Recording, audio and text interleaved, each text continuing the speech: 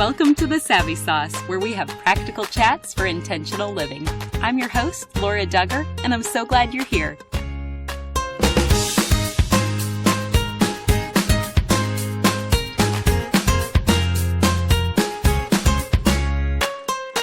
Are you looking for a play-based, experience-rich preschool in Morton, Illinois?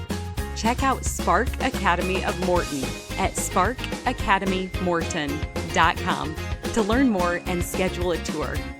Cynthia Yanof is my guest today. She's an author and she now hosts the MESSmerized Podcast. She and her husband Mike have kids ranging in age from college to elementary school. And this episode, where she shares some of her parenting wisdom, actually became our number 10 most downloaded episode from all of last year. So I'm thrilled to get to share it with you again today. Here's our chat. Welcome to The Savvy Sauce, Cynthia.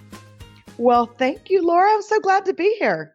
Will you just start by sharing a little bit more about your backstory so that we can all get to know you better first? Sure. I mean, I could go back and back and back, but to keep everyone from being too bored, long story short is grew up in a really strong Christian home with a strong faith. And I can't think of a time when I didn't know Jesus. And I know that's a weird answer. I've been to so many different revivals and places where I felt like I was told, like, you have to know the exact moment. And I don't know if I know the exact moment, but I grew up in a faith tradition where we just were growing towards the Lord. And so all of my life, that's what I've known. And I went to college and then went to law school, and I met my husband in law school. We dated 7 years, everyone, 7 years, small eternity for sure. And then we were married and have 3 kiddos now. And so I have a daughter that's a sophomore in college. I have a son that's a sophomore in high school. And then I have a kindergartner.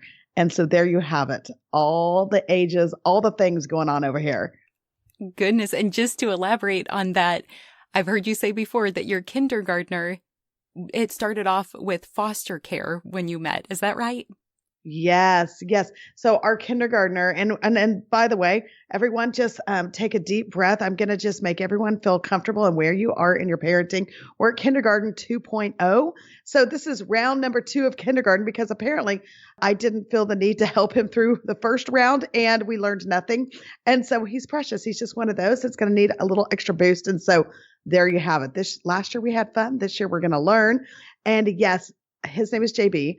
And we were involved in foster care. Happy to always talk about that journey and the story, but the Lord just really spoke that into our hearts. And we never were adoption minded, really. We just went into foster care out of obedience, dragging our ever living feet. And JB came to us. He was the very first placement we got. He was 2 months old. We were willing to take older kids and we got a baby and he never left. Like the Lord just literally, that was our child. And so he's been with us ever since. It was a rough and bumpy road of foster care, many, many turns where we thought that he would be leaving, but that was just the Lord's goodness. And we adopted him right before he turned 2. Oh, goodness. That knowing some friends who are going through that process, that's relatively quick for adoption, but still, I mean, you think of 2 years. Mm-hmm. So were you foster parents first before you launched your podcast, or which came first for you? Well, it's interesting because I was a lawyer for several years, a mediocre lawyer at best. I always like to say it was just not where the Lord was calling me. And so having achievement syndrome and always like needing to achieve, I, went to law school and had a good law firm job. And just at some point I'm like, this is just not I just feel like there's more.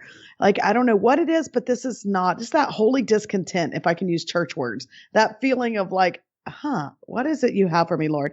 And so sitting on like the 30th floor of a downtown Dallas law firm, looking out a window, I just kind of put my palms up and I'm like, okay, Lord, like, I don't even know what this means, but whatever it is that you have for me, whatever you created me to do, that's where I want to be.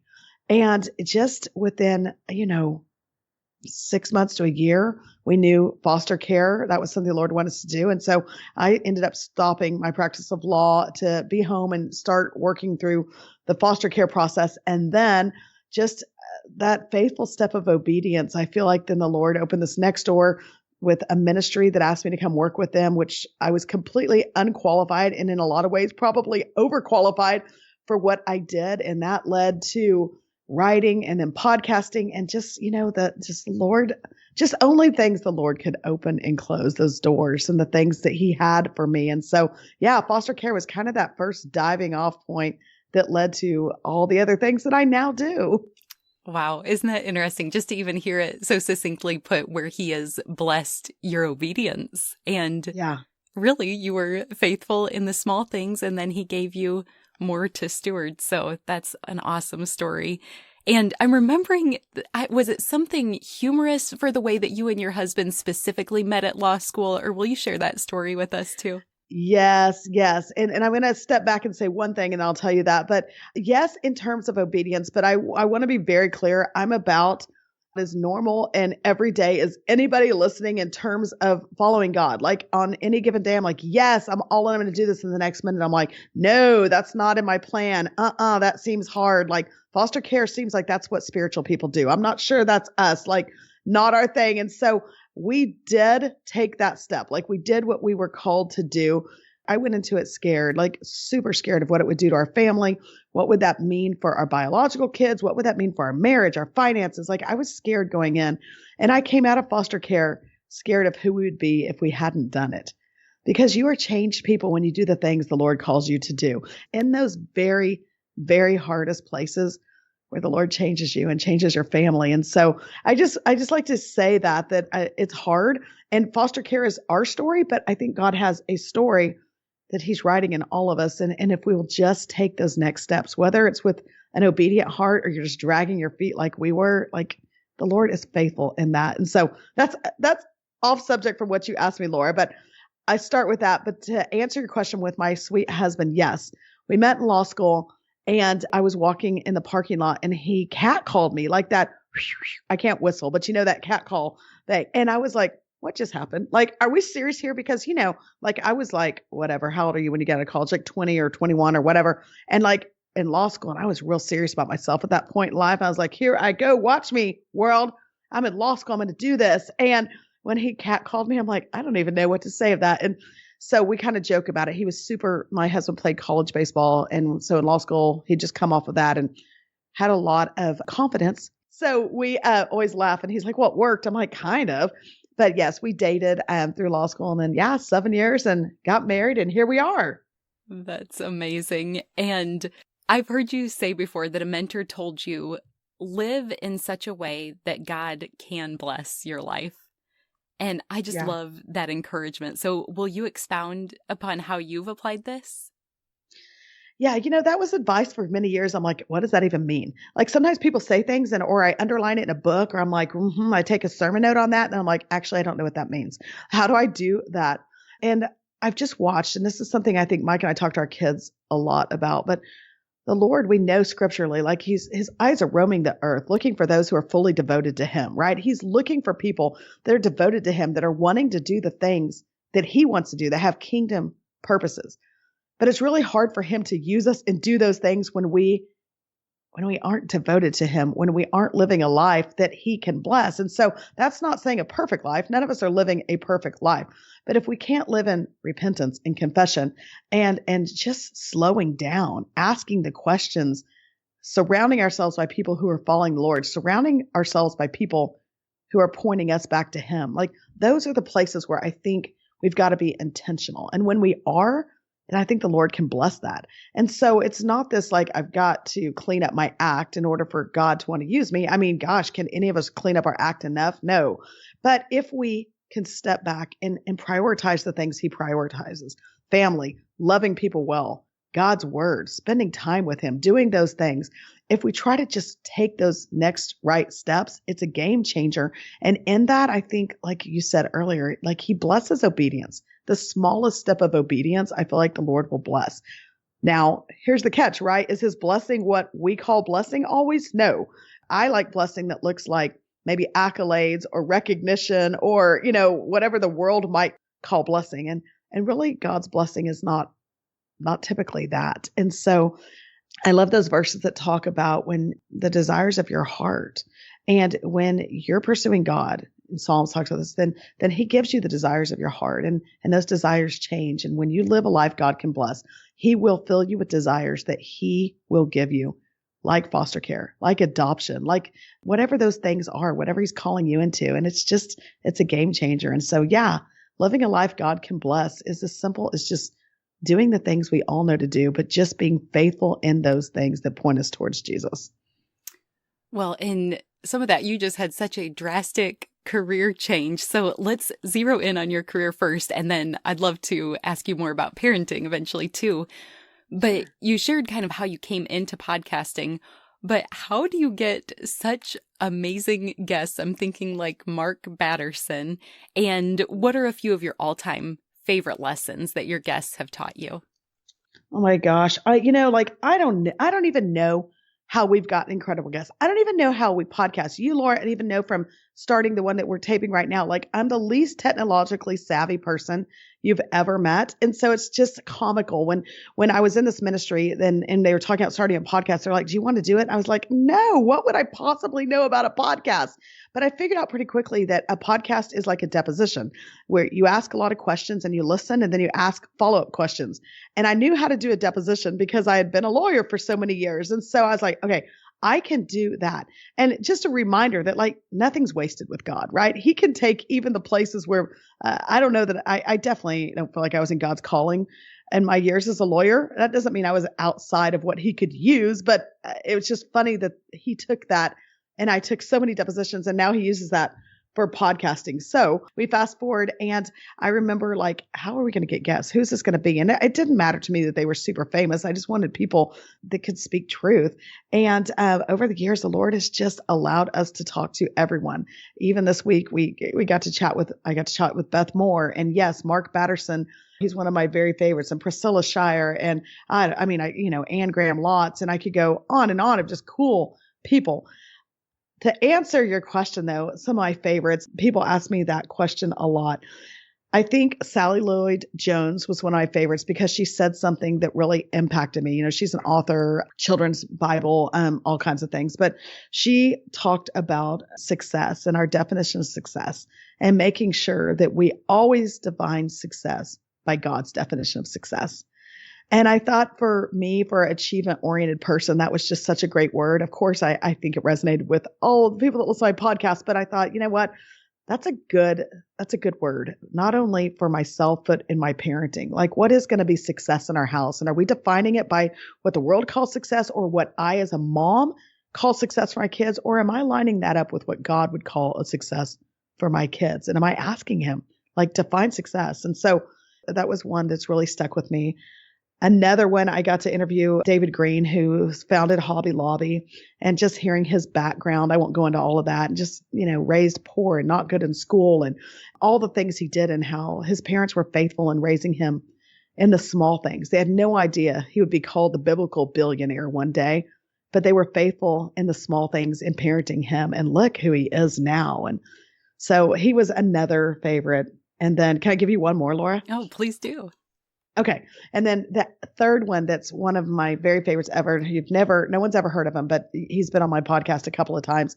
His name's Darren Kinder. He lives in my area, kind of close in Dallas, and he worked for the Secret Service, and he was working Secret Service on 9/11 in New York City.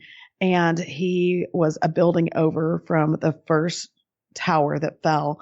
And you'll just have to listen to the story. And he's in the process of writing a book. So this is exciting too. So you can read about it. But he just basically says that they were that morning, Secret Service, in these clean suits, getting ready to do their duties. And that first plane hit and they knew. And so he and two other guys ran out and worked all day trying to just put out fires and help people. And at the end of the day, you can imagine what he looked like, right? He's like, black and soot all over him, and his shoes were burned onto his feet, and he's bleeding. And he goes back where the Secret Service was meeting, and he walks in and he sees a room, and 2/3 of the people in that room were still in those clean, perfect suits from the morning. And one of them, seeing what he looked like, said, like, "Where have you been?" And Darren Kinder said back to them, "No, you guys, where have you been?" And his testimony is just that, like, I'm not going to heaven with a clean suit. I'm just not going to do it. And so he has really impacted me of this whole idea of like, we got to get dirty. We got to get out there. We've got to do the hard things in life. And we don't want to get to heaven in a clean suit. And so I would say that's probably one of the most profound stories of faith that I've ever heard on my podcast. It's really changed me. And now a brief message from our sponsor. Do you want to know about one of my favorite new local places? Welcome to Spark Academy, where young minds ignite with creativity and curiosity. Are you ready to unlock your child's full potential? At Spark Academy, they're more than just a preschool and enrichment center. They are a community dedicated to nurturing young learners into confident, innovative individuals. Their experienced educators provide a dynamic learning environment that's tailored to each child's unique needs. From their engaging preschool programs to their enriching after-school activities, Spark Academy offers diverse opportunities for children to explore, learn, and grow. At Spark Academy, learning is an adventure. Their hands-on approach to education sparks curiosity, and it fosters a love for learning that lasts a lifetime. Whether it's exploring science experiments, getting creative with art projects, or diving into the world of literacy, every day at Spark Academy is filled with excitement and discovery. After trying out a few summer camps at Spark, our daughters concluded that it was one of the highlights of their summer. So we continued year-round engaging in their different offerings, and I have to say, I am a raving fan. Miss Michelle is a brilliant combination of creative and warm and kind. She has a way of drawing out the best in every child, and our expectations have been exceeded with every experience we've had at Spark. You've got to try it out, and you will not be disappointed. Your kids will thank you.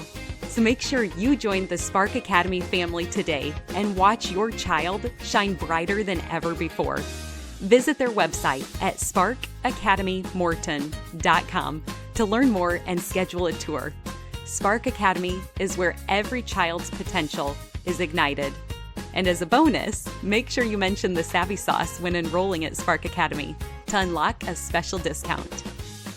With this work that we get to do, there are lots of books that we can read to prepare for interviews. So I'd love to hear some of your maybe your top 5 favorite books list. Okay. I don't love to read. And I think it's because of law school. I think law school ruined me because it was so much reading and so intensive that it kind of stole the joy of reading to me. And so now, because I podcast a lot, I read a lot to prepare for podcasts.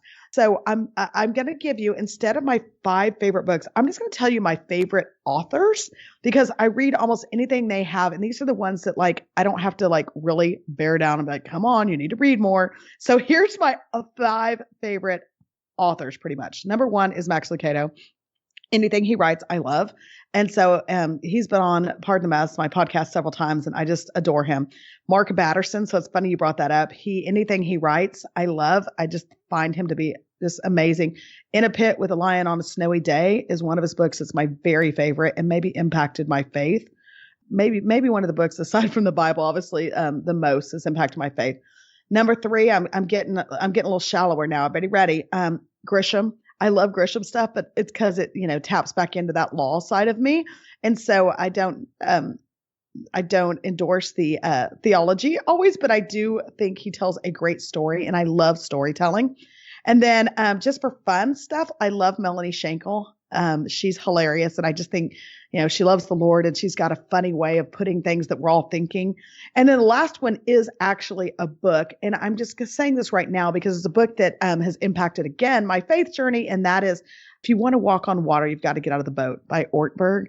And that's just a specific book that I just reread when I was sick a couple of weeks ago. But that whole idea of if you want to do the big things, you got to get out of the boat. And so what's your boat? And he talks a lot about how to figure out, what are you hanging on to? What are you clinging to? What's your boat? Is it your finances? Is it your marriage? Is it popularity, status?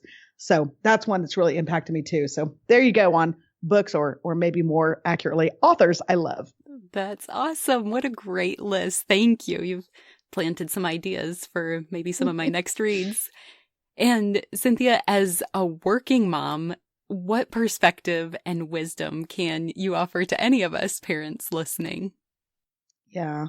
Well, it's interesting. I'm going to be practical first, then I'm going to give you a spiritual answer too. But I've worked full time as a mom, practicing law, doing some of that in pretty big hours, pretty big responsibility. I've worked no time, like literally stayed home with my kids and not worked at all. And I've worked part time. And so I've kind of done every side of the gamut on working. And I think it's very individual what works for you. And there's no guilt in whatever that looks like. Some of us need to do it financially. And if that's where we are, that's great. Then we're going to do it and do it well. And some of us need to do it just because that's how we keep our sanity. And I figured that out about me. I'm not good if I don't work in some capacity, because then I start trying to micromanage my home in a way that's not healthy for anybody here. And so working for me is a great outlet. And I've just seen the Lord bless that. And I don't mean financially or numbers or platform or anything like that. Just bless the things that I've been involved with. And I've just been so grateful to see him in the middle of that. And just because what I do is faith-based doesn't need to be that for everyone. I've seen that in my husband's work, as he's an attorney still. He also coaches, and just the ministry the Lord's given him in that. And so I would just say, one, find what works for you and what works for your family and your finances or whatever. And then just live real well in that, like do it well and love the Lord in it. And grass is always greener. And so I think I've learned that over the years. I've always thought, oh man, if I could only stay home. And then I stayed home like, oh, if I could only have a job and had some, just be content where the Lord has you. And then I would say, spiritually speaking, I heard Anne Graham Lotz speak one time, who's Billy Graham's daughter. And she said that as believers, just be faithful in your highest place of influence.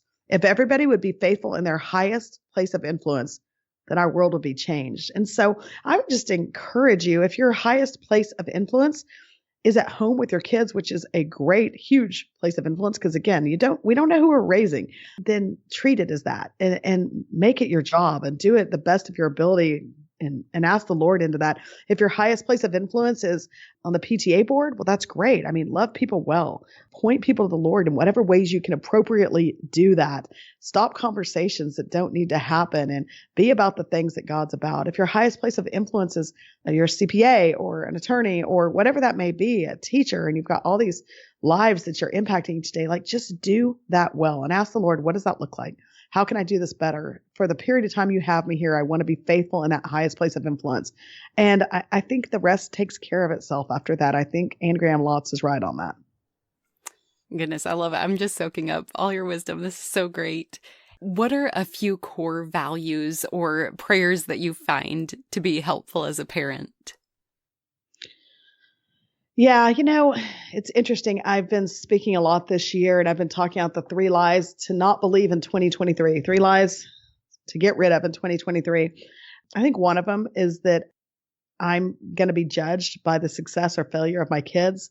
I think that's a lie we believe, that the success or failure of our kids determines kind of where we are in life. And I've realized like it's a problem, because who gets to define success and who gets to define failure, right? Like, are we going by the world standard, or like we said earlier, like by God's standard? And I've learned, having just sent a kid to college, what the world calls success means that you're good on paper. You're a great student. You're a great athlete. You've done all these things. You've worked all these things. And I look at all the expectations, even just getting a kid in college, what the world would say is success. And I think about that and I'm like, was I all those things growing up? Surely not. I wasn't a great student. I wasn't motivated. Sure wasn't a good athlete. Can barely walk today. But then I look at failures and some of the things that would probably be perceived as a failure. And in the midst of those very failures is where I've seen God create me and my family and turn us into things He wants us to be, where we've seen Him and known Him in places that maybe a world would call a failure. If I could tell you, Laura, can I tell a quick story about a failure with one of my kids? Always. Yeah. Thank you. My son, Brett, though, this last year played football and he was hoping to play more varsity, and he ended up playing more JV than varsity football. Silly example, right? But he was discouraged, and, the car rides home got a little quieter. And by the end of the season, we were all done. Like, we're like over it. And at the end of the season, he felt like it was kind of a failure. He's a sophomore, and most of his friends got to play quite a bit of varsity, and he would dress out and be up there ready to go and just didn't get called in. And so the end of the year awards banquet came, the ceremony, And I was like, oh, do we really have to go? Like, have we not celebrated this enough? All these kids are awesome. I'm glad they've had a great year. But like, do we have to sit through this anymore? But my husband, thankfully, he's fabulous. And Mike's like, no, you're going and you're going to be happy about it. So I went and I even like was told a friend, I'm like, wake me up if I doze off. Like I was ridiculous. And so we get there and at the end, they've called out all the names and they've watched the highlight videos. And they've handed out all the awards. They say, hey, will Brett Yanof come up here? My son. And I'm thinking like, why is the varsity coach calling up my son? Like we got nothing to offer at the awards ceremony. And he started talking about the scout team and he gave him this plaque. And I don't know if you're familiar with the scout team, but basically the scout team, those are the kids that get the real team ready for battle. They learn all the plays of the other team. They do the same blood, sweat, tears. They go through all the same endurance and trials and whatever. But when Friday night comes, they're not on the field.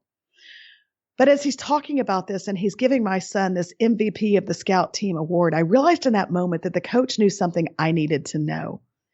He was taking and naming a perceived failure. He was naming it a success. And what I couldn't see was that just because Brett's name wasn't called on the loudspeaker doesn't mean his contribution didn't count. And just because he wasn't the head on the varsity or he didn't do the things that got recognition doesn't mean that he wasn't a part of the team, that it wasn't valued. And what I think I've realized in parenting is just that we've got to be really careful letting success and failure be defined by things that the world is defining as success and failure. And we've got to be, as parents, we got to be willing to step out there and say, listen, I'm going to start naming scout team in my house. And I'm going to say that even though my kid got a C on the test, he studied as hard as he could, and that's okay. And just because my kiddo didn't get invited to the party that everybody's at, we're at home and they're learning character values on the couch with us. And we're going to name that a success.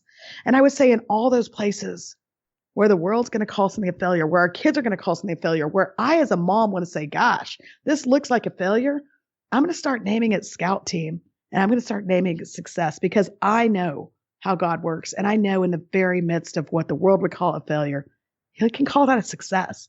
And he's turning us into, and he's turning my kids into people that he wants them to be. And if that comes at the cost of something that looks like it's a failure, then that's something we're going to be willing to take in this house. And so that's where I think that's one of the things in parenting that I'm really learning with my kids. Like, I'm not going to be defined by success and failure. I'm not going to let my kids be defined by the world's version of success and failure, but I'm going to rename it. And how many times do we get this backwards in parenting? But it makes me think of the Bible, that so often the lessons, especially that Jesus taught, are so counterintuitive, where we know he flips everything expected kind of upside down. So do you have any specific Bible stories that have fueled your parenting?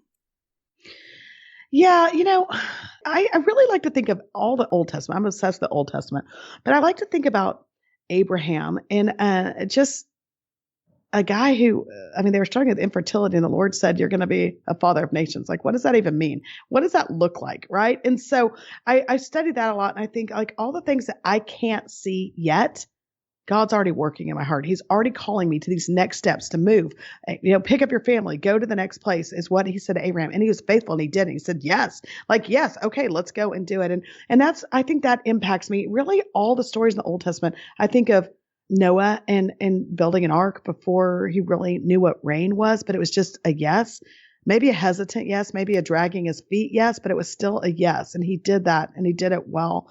I go through story after story of the Old Testament. I think what I love the most about it is that you can see the full picture of what God was doing, even with David. Like he doesn't even, he's out with the sheep when they come for the anointment and they're looking at all his brothers. He's not even invited to the beauty pageant. Right. But he gets anointed and it's still years and years of him being chased by Saul and not getting that anointment. But we see the end picture and we see now because we can look at the full picture of these people's stories.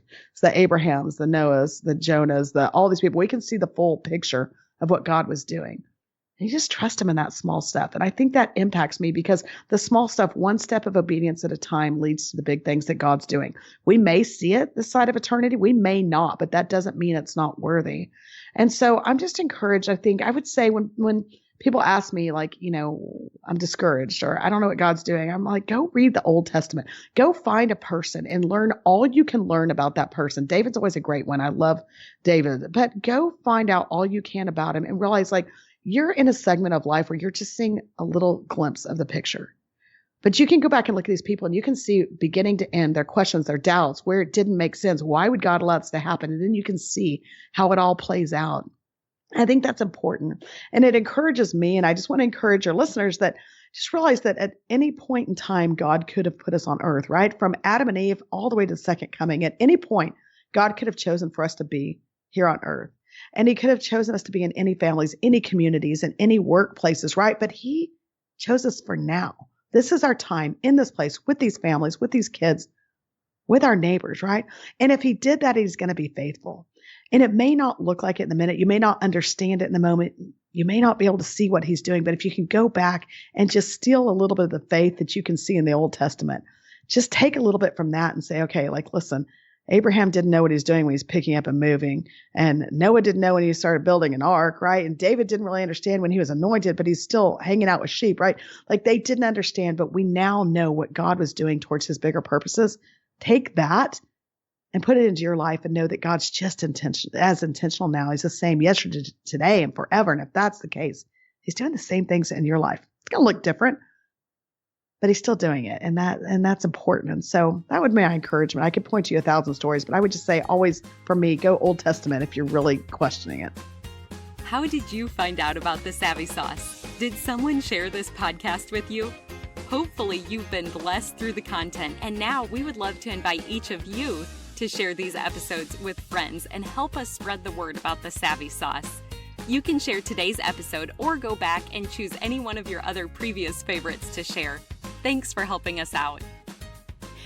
And we're often told to spend more and more time with our children, but you add an interesting perspective on letting our kids also practice being alone so that someday they can stand alone. Will you speak to that and kind of the importance, even when they're younger, of independent play? Yeah, I could say two things about that. Is I one time saw on social media, a mom had posted a picture of her son at the meet at the pole day. You know, it's like the beginning of school where the Christian kids get together and come to the flagpole and they pray together. And this mom had posted a picture a teacher sent her of her son standing by himself at the pole, holding his Bible. Literally nobody there with him, but you could see in the background all these kids walking around and all this. And I saw that. I'm like, that's the kind of kids I want us to raise. Like, how do you raise that kid that's going to go stand there by themselves in their faith? Because we live in a culture that is so divided economically and politically and socially and racially. Like on every level, we're so divided.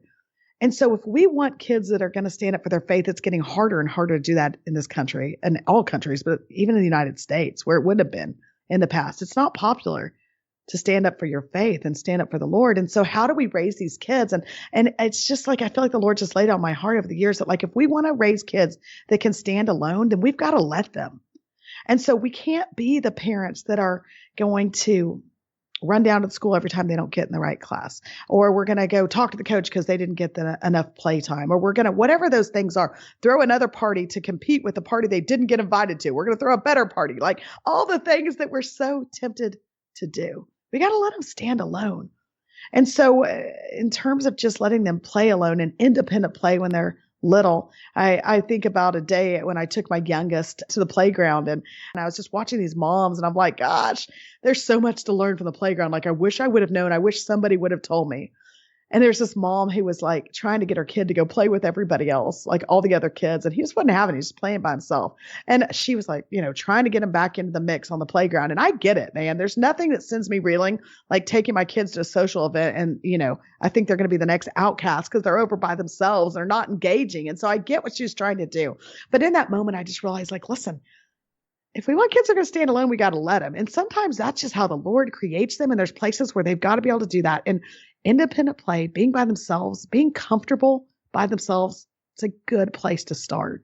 And so just practically speaking, with my third kid, yes, do we spend time to do fun things? Do we do all that? Yeah, but I'm just not going to live under the guilt of I'm not sitting down and doing pretend play all the time, or I don't have a play date for every single Friday afternoon, or because he's learning to play alone. And we're going to set him up to stand alone. And do I think it's important to be social? Yes. I'm not against that, obviously. And I want him to have friends. I want him to have godly friends. That's why I pray over him. But at the same time, if we're going to raise kids who can stand alone in their faith and do the things they're called to do, and go do things like foster care or whatever it is that maybe other people aren't doing around you, then let's start now by normalizing that and saying, it's okay. Like, we're alone and that's okay. And so that's my encouragement. Like, if you want to raise kids who can stand alone, let them. And it's hard to do, man. I have to kick myself daily and be like, no, let them stand alone. It's okay, but it's worth it. Well, and also in your situation, Cynthia, you do get to parent your youngest with that bit of an age gap from your older children. So I'd love to hear some lessons learned, both maybe a few examples of what you would go back and let go of when you were doing parenting round one. And then also some specific things that you're so glad you did because now you're getting to see the fruit. I think one of the biggest examples I can give you is a way I didn't do it right, if I'm honest, which is most often what I talk about on my podcast. Let me tell you another way I've gotten it wrong.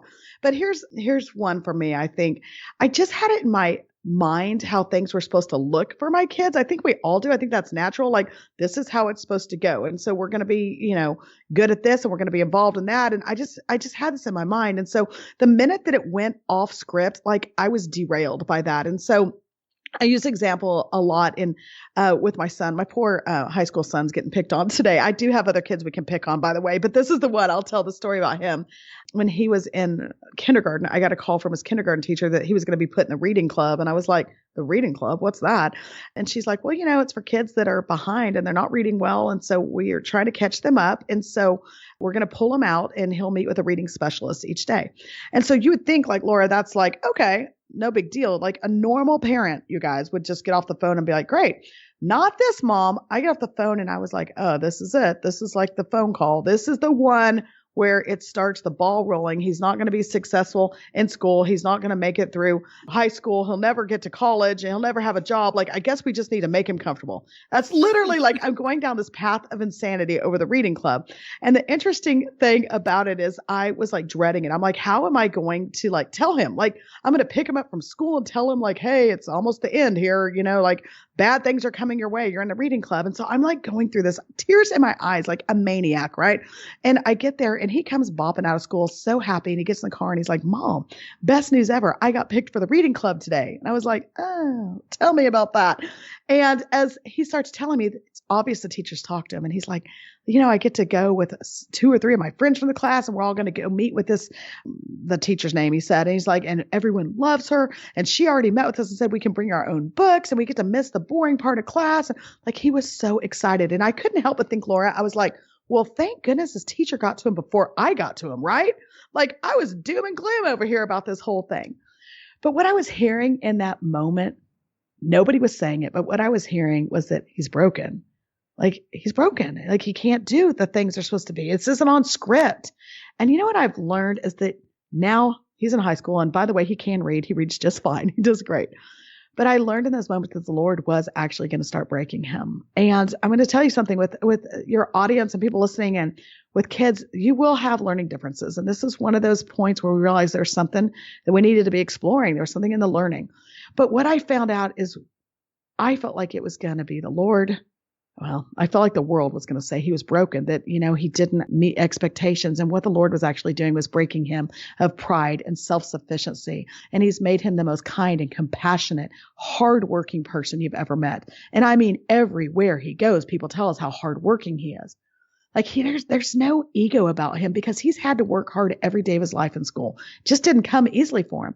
And the thing that scares me the most about that is, given the opportunity, I would have taken all of what God was doing in his life, all that God's creating him to be.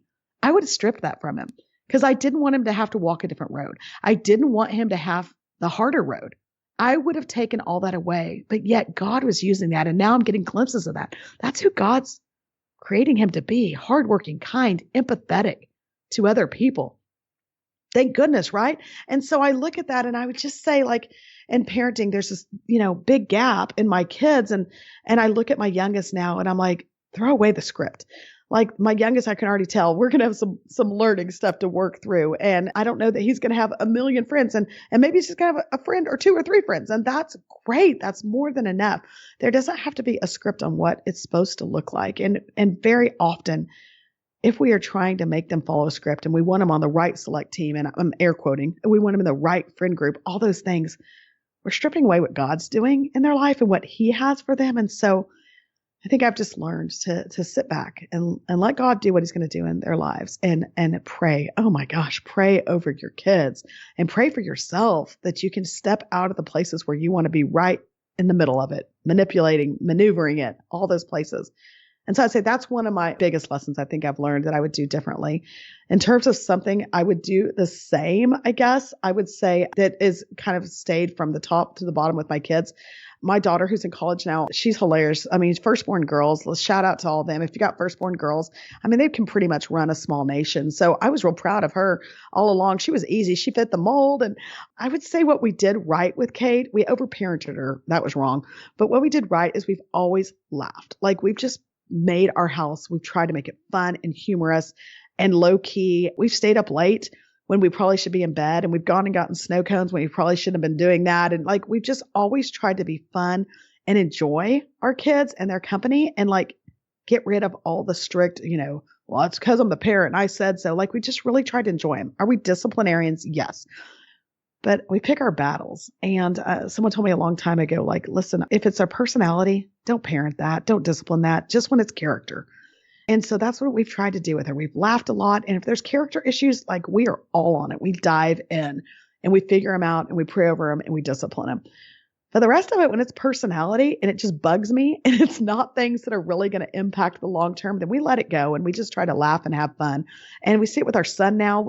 He's in high school and he's just fun.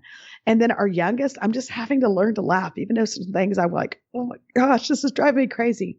But I would say that's what I would do again. I'd say keep doing, have fun, laugh at the small things. If it's not going to matter in a year, then don't make it a huge deal today. So many battles that we fight, like it's just not going to matter in the long run. So let it go.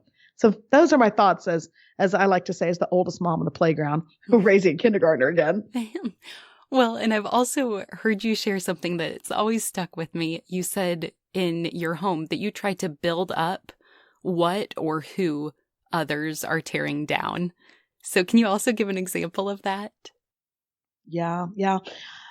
I think part of it for me is just trying to teach our kids, like, you're going to be about something, right? Like your home is going to be about something. So you might as well call it what you want it to be about and focus that. If not, it's going to be about things you don't want it to be about. And so for us, it was inclusiveness and bringing other people along and making room for others at our table. And I mean that metaphorically and literally, but like I wanted our house to be a safe place. And I wanted the kids that maybe weren't invited other places to be able to come here, or the kids that people are saying, ooh, they're a bad influence. Well, yeah, so are mine on any given day, right? And so I wanted this to be a place where there's a seat at the table for everyone. And so we were intentional in that in a lot of ways, and telling our kids, like, you need to include others and bring them along. In a lot of ways, it just kind of happened. So I think maybe an example, though, to answer your question recently of something that comes to mind is, and it wasn't in the last year or two, but my son, I was asking about a certain kid, and he's like, I don't know, he's not really my people. He's kind of, different. I mean, maybe he said strange. I don't remember. I'm not trying to put words into my son's mouth, but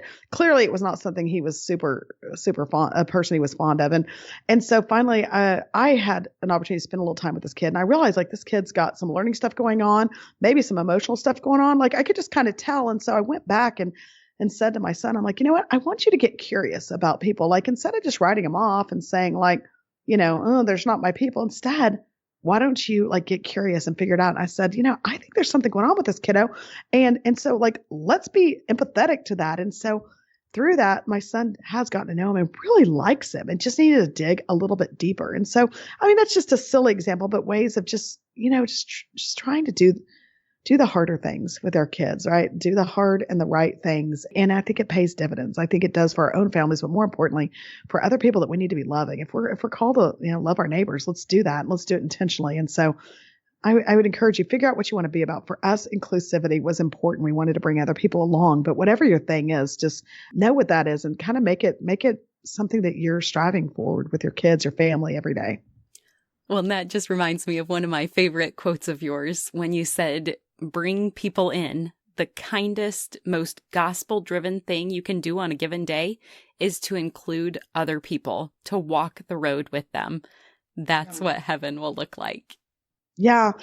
I mean, I think, gosh, it's just one of those things like as you read it, I'm like, that's so good. Who said that? And I mean, not to affirm myself, but like, right? Isn't that the gospel? And yet it's so hard to live out, even having written that somewhere or said it or wherever you saw that, like every day, I'm like, I have to remind myself because here's the deal. Like, I just want to be with my friends. I want to be with people that look like me and act like me and say the things that I say and affirm me and all those, right? And that's great. But like, what about all the others that really, they really need us to love them well? And so how do we do that? One of the hardest things you'll ever learn to do in parenting is to forgive the kids who hurt your kids, right? And that's walking the road with them. That's inviting them in. That's saying like, I realize that you have been really nasty to my kid or you didn't invite him to whatever, but we're still going to love you. And we're going to dig a little deeper and not get caught up in this whole, well, there's just kids. I don't want my kids around. Well, I get that. Right. But I just feel like we've got a God that's big enough to overcome some of those influences. And that's not to say that I invite everyone just to speak into my kids and feed into them. No, I'm protective. We have people around surrounding our kids that are following the Lord. But because we do that, we can allow others to be a part of what we do. And so I would just encourage us all. I'm encouraging myself on any given day, little things, birthday parties. If your kid gives you 10 names, just say, listen, we have room for 15. Invite 5 kids that never would think they would be invited and have them over and invite people over for dinner that are not your friends. Maybe the one that rubbed you wrong at the last football game or whatever it is, like get to know people, encourage them, bring them along. I think that is sometimes, we think we've got to do these huge things, but sometimes, the most God honoring thing we can do on any given day is just to love people well and include them. And I just got goosebumps as you were sharing that, as I often do. And I feel like it's kind of a conviction from the Lord because that sounds like Jesus. And you have so much more to offer. Where would you like to direct us to go after this conversation so that we can continue learning from you? Well, you're sweet. You have so much to offer, you guys. And I'm just so thankful to even have a chance to chat with you. If you want to catch up with me, follow me on social. It's under my name, Cynthia Yanof. You'll be so disappointed, but I want you to come anyway. There's nobody worse at social than me. And so there's that. But I would love for you to follow me. You can message me. I'll pray for you, pray for your family. If I have answers, if you have questions, I'll try to answer. I have a website, CynthiaYanof.com, but really catch me on social, Cynthia Yanof. And as always, we will link to all of that in the show notes for today's episode. And Cynthia, you may know, we are called the Savvy Sauce because savvy is synonymous with practical knowledge. And so is my final question for you today. What is your savvy sauce? Well, I love this question, Laura. This is like genius. And it's funny because people have told me for years, you're like, you need a question. Like at the end of your podcast that you ask everyone, I've gotten a question and yours is so good. And so I'm envious, but I was thinking about this and I love practical, like you're saying, these practical habits, something that can be replicated. So I was really trying to think through that. And so on my desk sitting here, here's what I've got for you. I have these stones. Some are in the shape of a heart and some of them are just square. And one of them says remember and one of them says love. And I collect these stones and I use them as stones of remembrance. And if you'll remember in the Old Testament, right, they used stones of remembrance. They would build an altar after the Lord did something specifically like crossed over a dry river, right? They would take these stones and build an altar so they'd never forget the amazing thing the Lord had done. And those stones of remembrance for me are my reminders of the things God has done. And so what I do is I have some physical stones that represent things like the day that the judge ruled against all odds. He ruled in favor of JB becoming our son. I have a stone of remembrance with a date on it. I have stones of remembrance that aren't actual stones. They're calendars, like calendar reminders of things like, when the Lord provided a job or when the Lord like helped with a financial need of some sort, or he provided a ministry opportunity or these different things. And a stone of remembrance, yes, sometimes I have literal stones and I love those.